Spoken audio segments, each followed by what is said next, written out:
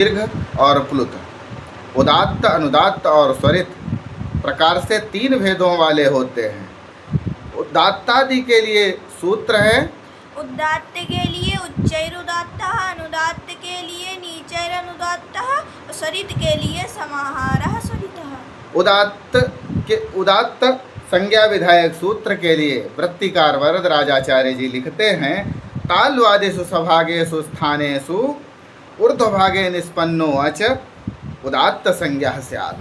अर्थात तालु आदि सभाग स्थानों के ऊर्ध्व भाग, ऊपरी हिस्से, ऊपरी भाग से उच्चरित होने वाले स्वर उदात्त संज्ञा वाले हों। तथा तालवादिषु सभागेषु स्थानेषु अधोभागे निष्पन्ने अचो अनुदात्त संज्ञा स्यात्। हाँ, तालु आदि सभाग से के स्थान के अधोभाग अर्थात निचले हिस्से से उच्चरित होने वाले स्वर अनुदात्त संज्ञा वाले हों। यह नीचैर अनुदात्ता सूत्र की वृत्ति है, जिसका मतलब है कंठ तालु आदि सभाग स्थानों के नीचे भाग से उच्चरित अच अनुदात्त कहलाते हैं। समाहारः स्वरितः का तात्पर्य है उदात्तानुदात्तत्वे वर्णधर्मौ समाह्रियेते यत्र सो अच स्वरित संज्ञा स्यात्। अर्थात उदात्तत्व और अनुदात्तत्व दोनों धर्मों का मेल जिस वर्ण में हो वह स्वरित है। कहने का मतलब यह है कि तालु आदि के मध्य भाग में जिन अचों का उच्चारण होता है उसे स्वरित कहते हैं। क्या उदात्त, अनुदात्त और स्वरित के प्रयोग लौकिक भाषा में प्रयुक्त है? नहीं, लौकिक भाषा में उदात्त, अनुदात्त और स्वरित के प्रयोग नहीं मिलते। उदात्त, अनुदात्त और स्वरित के भेदों को पढ़ने के लिए हम वेद पाठ में स्वरों का प्रयोग करते हैं। फिर भी हमें ये सूत्र और यह वृत्तियाँ याद रखनी चाहिए, याद कर लेनी चाहिए। इनका प्रयोग वैदिक रूप में ही होता है। इस प्रकार तो अच 9 प्रकार के होते हैं। कैसे? हर्ष के उदात्त, अनुदात्त और स्वरित, दीर्घ के उदात्त, अनुदात्त और स्वरित, ऐसे ही प्लुत के उदात्त, अनुदात्त, स्वरित। बहुत शोभनम। हाँ, तभी तो वृत्तिकार आगे लिखते हैं, स नवविधोपि प्रत्येकम अनुनासिक अननुनासिक द्विधा।